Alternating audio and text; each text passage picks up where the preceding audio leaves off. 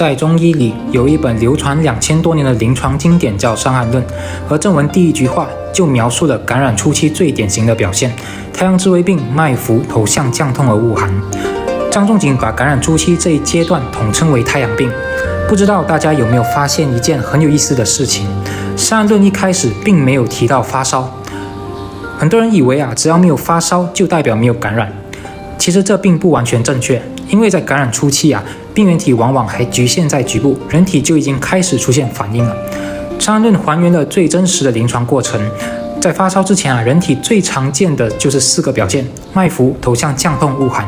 而頭項降痛不一定是劇烈疼痛，也可能只是頭部發脹、頭重、頭皮緊繃或者頸部僵硬不舒服。而我們之前提過惡寒代表人體正在啟動全身性的免疫調節，為接下來可能出現的發熱做準備。從現代醫學來看，這就是免疫系統開始重新調配全身資源，準備投入更大規模的防禦。中醫則形容為正邪交爭，邪氣代表病原體，正氣代表人體的抵抗力。當兩者開始劇烈交戰，就可能出現發熱。那麼為什麼有些感染卻沒有發燒呢？原因大致可以分為2種。第一種是感染仍然局限在局部，發燒是一種全身性的免疫反應，需要大腦、神經系統與免疫系統共同協調。人體不可能每遇到一點點的病原体就立刻讓全身發燒，這樣會讓我們無法正常生活。因此大多數輕微感染都是由局部免疫先處理，這就是我們最常看到的4種局部发炎表現：紅腫熱痛。如果把人體比喻成一個國家，局部感染就像邊境出現幾名入侵者，只要邊境守軍有能力處理，就不需要驚動中央，自然也不需要出现惡寒或發燒。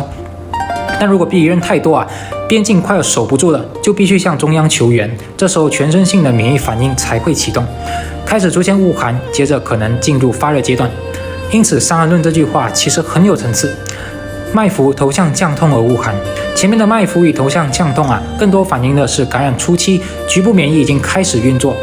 而惡寒則代表人體準備進一步動員全身免疫系統，意味着這場局部戰役可能即將升級為全身性的防禦戰。第二種是人體本身的免疫反應不足，